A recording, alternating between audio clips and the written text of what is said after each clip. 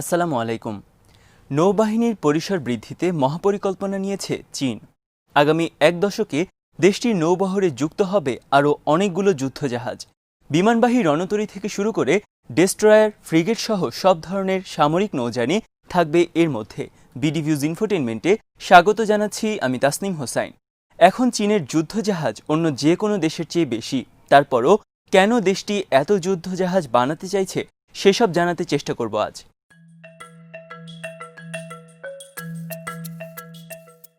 চীনের উচ্চাভিলাষী সামরিক পরিকল্পনার অংশ হিসেবে নতুন যুদ্ধজাহাজগুলো যোগ হচ্ছে, এতে কোনো সন্দেহ নেই। এই পরিকল্পনা বাস্তবায়িত হলে আগামী দশকে চীনের সামরিক নৌবহরের আকার এত বড় হবে যা সাধারণত অনেক নৌবাহিনী কল্পনাও করে না। অনেকদিন ধরেই এই পরিকল্পনা নিয়ে কাজ করছে চীন, যার অংশ হিসেবে শুধুমাত্র 2019 সালেই তারা সমুদ্রে নামিয়েছে 2 ডজন সামরিক নৌযান। করভেট, ডেস্ট্রয়ার থেকে ভাসমান ডক কি নেই সেই তালিকায়, এবং এমন আরও অনেক নৌযান বানানোর প্রক্রিয়া চলছে দেশটিতে।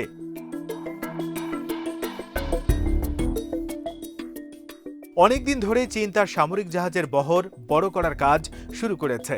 এর বড় একটি কারণ, দ্রুতই চীনের বিমানবাহী রণতরীর সংখ্যা বৃদ্ধি পাচ্ছে। প্রতিটি এয়ারক্রাফট ক্যারিয়ার এক একটি নৌবহরের নেতৃত্ব দেয়। এই বিমানবাহী রণতরীগুলোর প্রতিরক্ষা ব্যবস্থা খুব একটা শক্তিশালী নয়, যে কারণে জাহাজটির চারপাশে শক্তিশালী প্রতিরক্ষা ব্যবস্থা নিয়ে থাকে guided missile cruiser, guided missile destroyer ও গাইডেড মিসাইল ফ্রিগেট। পানির নিচে আক্রমণ রোধে থাকে 1 বা 2টি অ্যাটাক সাবমেরিন, আর থাকে একটি সাপ্লাই শিপ। মোট কথা, পূর্ণাঙ্গ একটি নৌবহরের অধিনায়ক হিসেবে দায়িত্ব পালন করে এই রণতরীগুলো। অফিসিয়ালি যেটাকে বলা হয় ক্যারিয়ার স্ট্রাইক গ্রুপ। এর প্রতিটি বহরে থাকে অন্তত 6টি জাহাজ।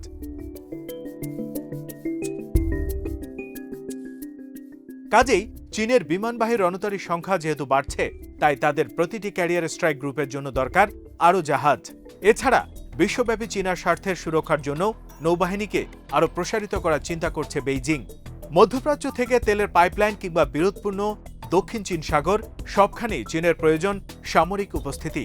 আর এই প্রয়োজনীয়তা থেকেই চীন তার যুদ্ধজাহাজের সংখ্যা বাড়িয়ে চলছে। যদিও সামরিক পর্যবেক্ষকরা সতর্ক করে দিয়ে বলেছেন, চীনের এই যুদ্ধজাহাজ বৃদ্ধি প্রবণতা বিশ্বের সামরিক ভারসাম্যের জন্য মোটেও ইতিবাচক নয়।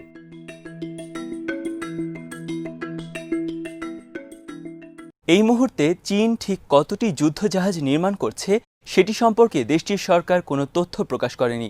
তবে যুক্তরাষ্ট্রের কংগ্রেশনাল রিসার্চ সার্ভিস তাদের এক রিপোর্টে বলেছে, আগামী এক দশকের মধ্যে চীন আরও অন্তত 65টি যুদ্ধজাহাজ সমুদ্রে নামাবে। গত ডিসেম্বরে প্রকাশিত China Naval modernisation implication for US navy capabilities শীর্ষক ওই রিপোর্টে বলা হয়েছে, আগামী দশকে চীন সম্ভবত তার সামরিক নৌযানের সংখ্যা 425-এ নিয়ে যাবে। নতুন নির্মাণের মধ্যে বিমানবাহী রণতরী, সাবমেরিন, ডেস্ট্রয়ার সবই থাকবে।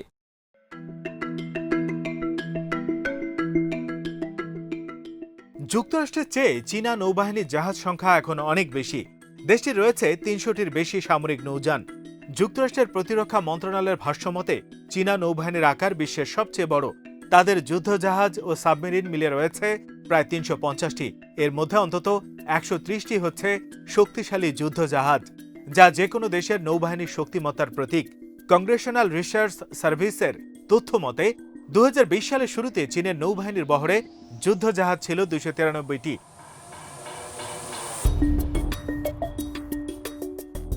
তবে যুক্তরাষ্ট্রের নৌবহরও কিন্তু ছোট নয়, বরং একটি জায়গায় তারা চীনের চেয়ে অনেক গুণ এগিয়ে। সেটি হলো বিমানবাহী রণতরী বা এয়ারক্রাফট ক্যারিয়ার। যুক্তরাষ্ট্রের রয়েছে 11টি পারমাণবিক শক্তিচালিত বিমানবাহী রণতরী। চীনের যা এখন পর্যন্ত মাত্র 2টি, আর তৃতীয় আরেকটি নির্মাণ কাজ চলছে। সার্ভিসে যুক্ত থাকা চীনা এয়ারক্রাফট ক্যারিয়ার দুটো হলো লিয়াওনিং ও শানডং।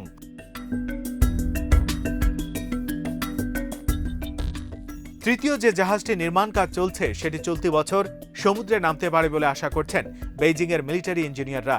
এছাড়া চলতি বছরই আরেকটি এয়ারক্রাফট ক্যারিয়ার নির্মাণের কাজ শুরু করতে যাচ্ছে চীন। ইতিমধ্যেই চতুর্থ ক্যারিয়ারটি নির্মাণ কাজের জন্য নির্মাতা প্রতিষ্ঠানটি বিশেষ ধরনের স্টিল আনা শুরু করেছে বলেও জানা গেছে। অর্থাৎ এই সেক্টরে চীন দ্রুতই যুক্তরাষ্ট্রের সাথে ব্যবধান কমাতে চাইছে, সেটি বোঝাই যাচ্ছে।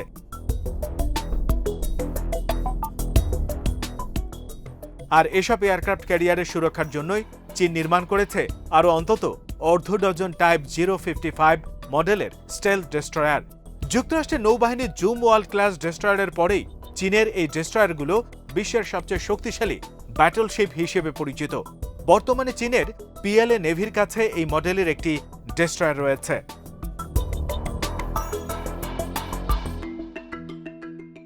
এছাড়া চীনা সামরিক ম্যাগাজিন অর্ডিন্যান্স ইন্ডাস্ট্রি সায়েন্স টেকনোলজির এক রিপোর্টে বলা হয়েছে, চীনের রাষ্ট্রীয় মালিকানাধীন শিপ বিল্ডিং প্রতিষ্ঠান প্রায় 20টি উন্নত মানের ফ্রিগেট নির্মাণের অর্ডার পেয়েছে। এগুলো হবে টাইপ 054B মডেলের ফ্রিগেট।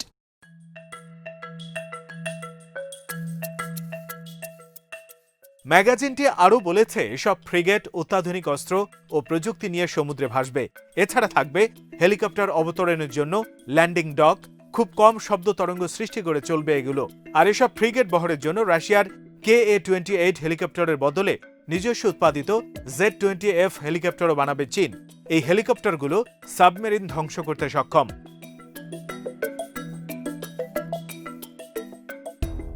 এর আগে চীন টাইপ 054B মডেলের ফ্রিগেটের 30টি তৈরি করেছিল মাত্র এক দশকে। শুধুমাত্র 2019 ক্যালেন্ডার ইয়ারেই এর 6টি নেমেছে পানিতে। সাধারণত একটি ক্যারিয়ার স্ট্রাইক গ্রুপে প্রতিরক্ষার প্রধান দায়িত্ব থাকে ডেস্ট্রয়ারের উপর।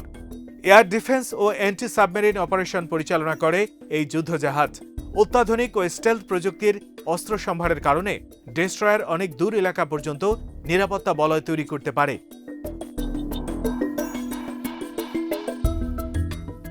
তাইওয়ানের কাওশিং নেভাল একাডেমির সাবেক ইন্সট্রাক্টর লু লি শিহ মনে করেন, চীনের নতুন করে টাইপ 055 ডেস্ট্রয়ার ও টাইপ 054B ফ্রিগেট তৈরির মূল উদ্দেশ্য দেশটির চতুর্থ এয়ারক্রাফট ক্যারিয়ার।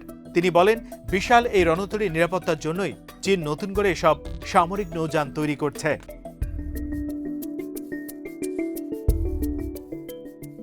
এই বিশেষজ্ঞ জানান, চীনের জাহাজ নির্মাতা ও ইঞ্জিনিয়াররা অস্ত্র ও প্রযুক্তির ক্ষেত্রে কখনো কখনো এতটাই অগ্রসর যে যুক্তরাষ্ট্রের কাছেও সেই মানের সামগ্রী নেই। চীন তার যুদ্ধজাহাজে এমন অনেক অস্ত্র যুক্ত করেছে যেগুলো আমেরিকা এখনো পারেনি। উদাহরণস্বরূপ নতুন তৈরি 075 উভচর ল্যান্ডিং ডকের কথাও বলেন এই বিশেষজ্ঞ। এটি থেকে ড্রোন উড্ডয়ন ও অবতরণের ব্যবস্থাও রয়েছে।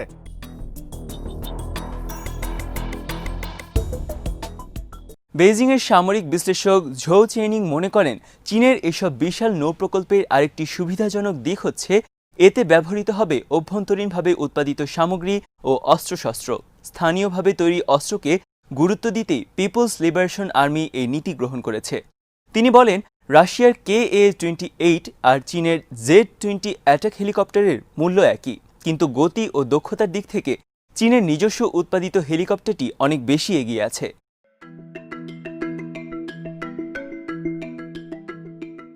আরেকটি কারণে চীনের নৌশক্তি বৃদ্ধির প্রয়োজন, সেটি হল তেল পাইপলাইন সহ তার বিভিন্ন স্বার্থ সংশ্লিষ্ট স্থাপনার সুরক্ষা। মধ্যপ্রাচ্য থেকে ভারত মহাসাগর ও দক্ষিণ চীন সাগর হয়ে যে পাইপলাইনের মাধ্যমে চীনে তেল সরবরাহ করা হচ্ছে, সেগুলোর উপর নজর রাখবে চীনের এসব যুদ্ধজাহাজ।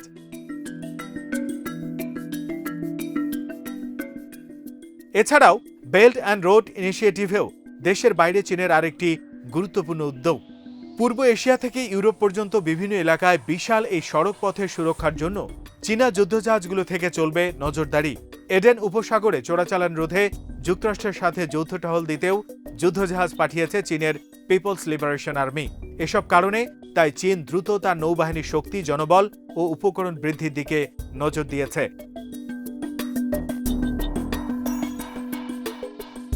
তবে এসব ক্ষেত্রে কিছু চ্যালেঞ্জও রয়েছে চীনের সামনে। সামরিক বিশ্লেষকরা মনে করেন, কারি কারি টাকা ঢেলে যুদ্ধজাহাজ বানানো গেলেও এর লড়াই করার সামর্থ্য, ক্রুদের প্রশিক্ষণ ও জাহাজ রক্ষণাবেক্ষণের কাজটি সহজ হবে না।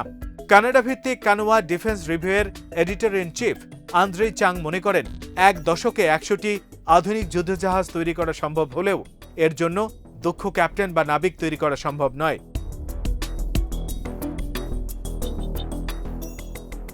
একটি যুদ্ধজাহাজের ক্যাপ্টেনকে শুধু 4 বছরের একাডেমিক পড়াশোনায় নয়, এর পাশাপাশি কঠিন সব কারিগরি, মানসিক ও শারীরিক প্রশিক্ষণের মধ্য দিয়ে যেতে হয়, যেটি 2-1 বছরের মধ্যে কারো আয়ত্ত করা সম্ভব নয়। এসব অভিজ্ঞতা ধীরে ধীরে অর্জন করতে হয়।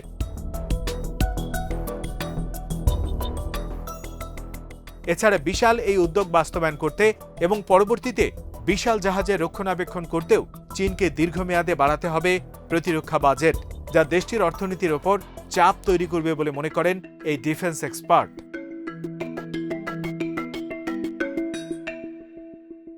আজ এখানেই শেষ করছি। সমরাস্ত্র, প্রতিরক্ষা ও কূটনীতির নানা তথ্য জানতে চোখ রাখুন বিডি ভিউজ ইনফোটেনমেন্টে। চ্যানেলটি ভালো লাগলে সাবস্ক্রাইব করুন। সংযুক্ত থাকুন আমাদের ফেসবুক পেজে। আমাদের ওয়েবসাইট bdviews.net ভিজিট করুন। আল্লাহ হাফেজ।